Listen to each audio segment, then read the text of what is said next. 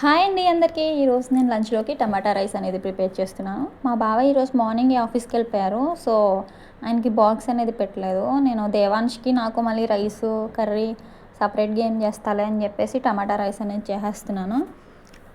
మా బావ ఇలా మార్నింగ్ ఆఫీస్కి వెళ్ళిపోతే కనుక నేను ఖచ్చితంగా ఇట్లనే ప్రిఫర్ చేస్తాను, వెజిటేబుల్ రైసో లేదా కొరియాండర్ రైస్, టమాటా రైస్ అనేది. పిల్లలు కూడా ఇలాగే చేస్తే ఇష్టంగా తింటారు. అందరూ తింటారో లేదో తెలియదు. దేవాంశ్ అయితే కొంచెం ఇట్లా చేస్తే కొంచెం పర్లేదు, అందుకే నేను ఇలాగే ప్రిపేర్ చేస్తాను. కొంచెం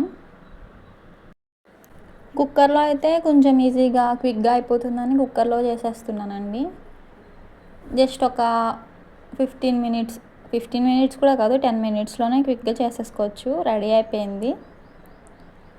చూసారా, దేవాంష్కి తీసుకొచ్చాను. దేవాన్ష్కి తినిపించేసి నేను కూడా తినేసానండి. సరేనండి, బాయ్ బాయ్.